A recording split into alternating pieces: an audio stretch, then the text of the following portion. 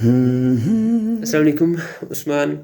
قرآن مجید پر غور فکر کرنے کے لیے ایک چیز جو میں ہمیشہ سے سوچتا تھا اور وہ یہ تھی کہ قرآن مجید کے زمانہ نزول کے بارے میں انفارمیشن زیادہ سے زیادہ یاد ہونی چاہیے.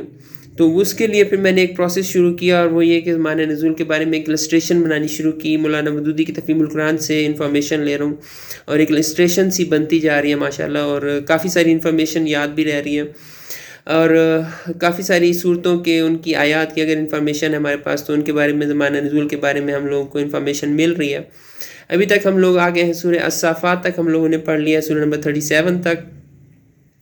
ابھی ہے سورہ سعد سورہ نمبر 38. اس کے زمانہ نزول کے بارے میں بات کرتے ہیں.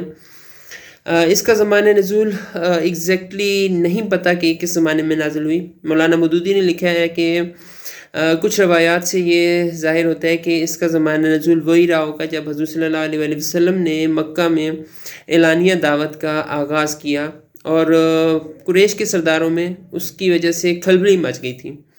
اگر اس حساب سے دیکھا جائے تو اس صورت کا سورہ سعد سورہ نمبر 38 کا زمانہ نزول بنتا ہے نبوت کا 4تھا سال. لیکن کچھ دوسری روایات سے یہ ظاہر ہوتا ہے کہ یہ صورت نازل ہوئی حضرت عمر رضی اللہ تعالیٰ عنہ کے ایمان لانے کے بعد، اور وہ ایمان لائے تھے ہجرت حبشہ کے بعد. لیکن پھر کچھ روایات سے یہ بھی ظاہر ہوتا ہے کہ ابو طالب کے آخری مرض کے زمانے میں وہ معاملہ پیش آیا جس پر یہ صورت نازل ہوئی.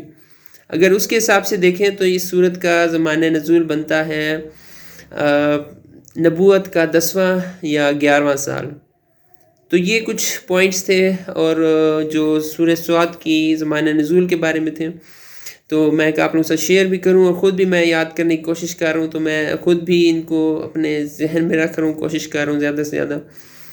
اور آپ لوگوں سے پھر سے کہوں گا کہ آپ لوگوں کا فیڈ بیک بہت امپورٹنٹ ہے. آپ لوگ مجھے مختلف انفارمیشن مشورے وغیرہ دے سکتے ہیں، جیسے زمانہ نزول کے بارے میں ہو سکتا ہے آپ کے پاس کوئی اور اتھینٹک سورس موجود ہو قرآن مجید کے زمانہ نزول کے بارے میں، تو وہ مجھ سے شیئر کریں تاکہ اس پروسیس کے کمپلیٹ ہونے کے بعد اس میں اس کو جو آپ کے سورس بتائے ہوئے سورس ہیں اس کو ساتھ ملا کے اور زیادہ ڈیٹیلڈ ہمیں انفارمیشن مل سکے کہ قرآن مجید کس زمانے میں کس وقت میں کون سی آیت یا کون سی صورت نازل ہوئی.